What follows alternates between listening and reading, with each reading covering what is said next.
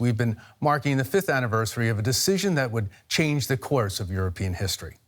On this day, September 4th, 2015, thousands of refugees who'd been stuck in limbo at a train station in Budapest set off on foot for the German border. For them, it was the start of a new route to the heart of Europe. For the European Union, it was a challenge to its core principles. By the end of 2015, more than 1 million people sought refuge in the EU, with many of them making the long trek from Turkey across Greece and the Balkan countries all the way to the German border.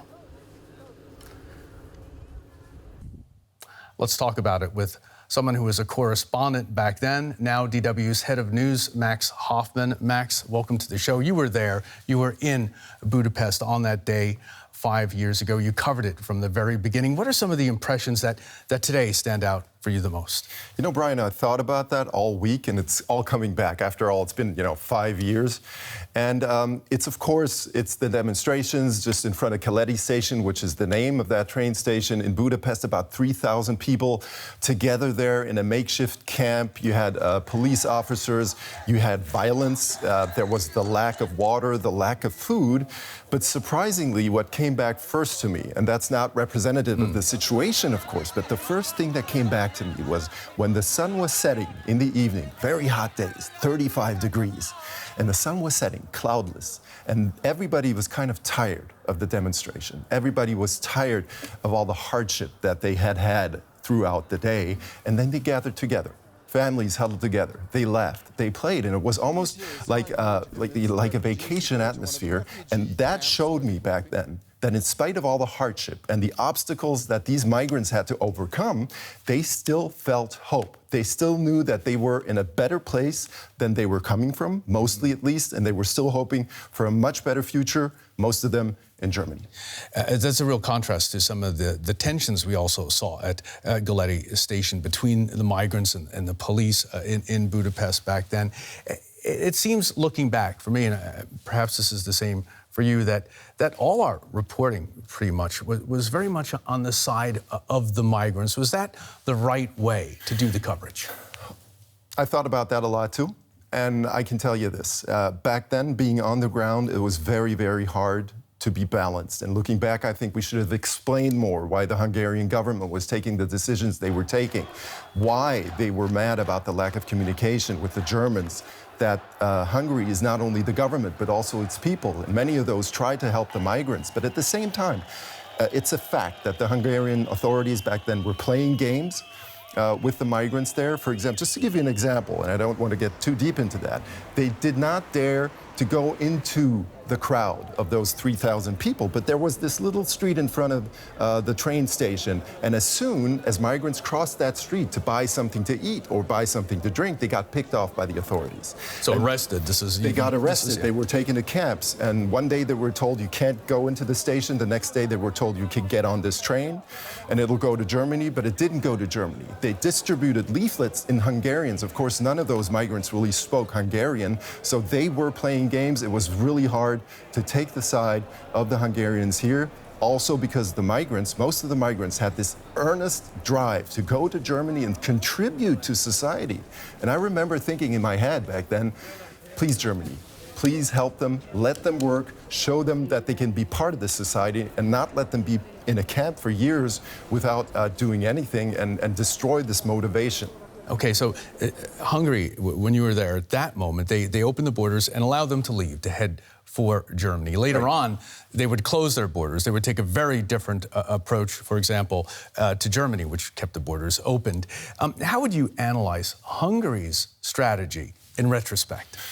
Back then, we knew Viktor Orban, the Prime Minister of Hungary, was on an authoritarian path and a different path from France and Germany. But everybody sort of thought that he would turn around, that the pressure from the big countries in the EU would turn around. That has not happened. What went down 5 years ago in 2015 is still one of the defining moments for the discord, for the East-West divide that we still have in the European Union. It is probably, we have Corona now, I know, but probably the biggest internal problem that still persists. It's never been resolved. The only solution the EU ever found was to have a contract with Turkey to avoid the migrants even making it to the European Union. They never never found a solution what to do in common with the migrants that actually make it into the European Union. So what happened 5 years ago is very much still with us in ways unsolved, Yep. partially at least. Max, great to see you. Thanks for coming in. Thanks. Let's bring in Bella Sandelski now, a photojournalist who was based in Budapest during the migration crisis and documented what happened 5 years ago. Bella, thanks so much for coming in today. Can you take us back to 2015 and tell us how you experienced what happened in Hungary 5 years ago? I mean, it was an extraordinary situation that nobody really expected. The thousands of people arrived to the southern borders with Serbia. And then, as you heard before, the government just didn't know what to do, basically. This happened with the border fence, and this happened also in Budapest, when there's a huge gathering at the Keleti railway station. So the first, let's say, weeks and months, there was kind of hesitation what to do with these people, what to do with the flow.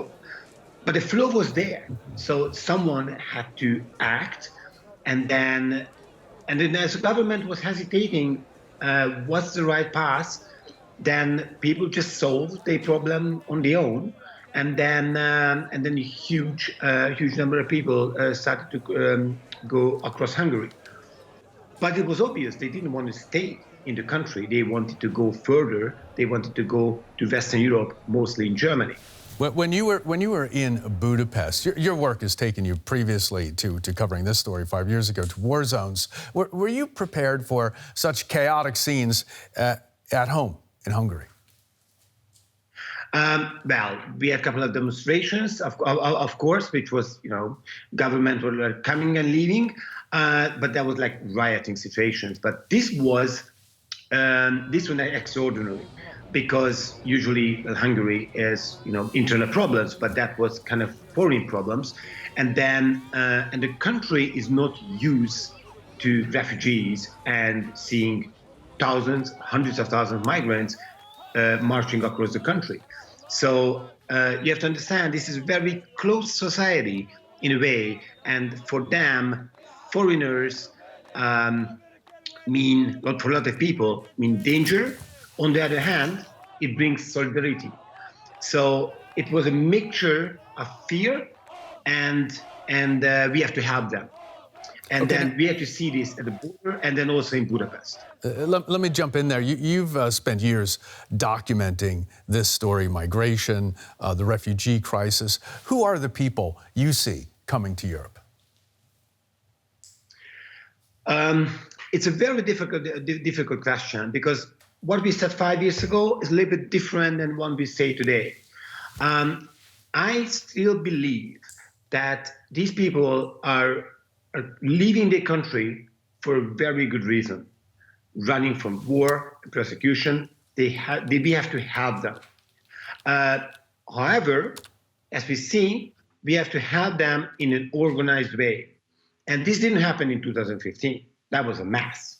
And then I just finished recently a film about 3 Syrian healthcare workers, they're all doctors, who came to Europe and had still an enormous difficulties to enter the European labor market. And then we have to realize that among all these people, we have amazing, highly skilled professionals. And then we might need them. And then we should help them. Bella, thanks so much for coming in on this today, 5 years after that incredible event in Budapest. Bella Sandelski, thanks so very much. Thank you.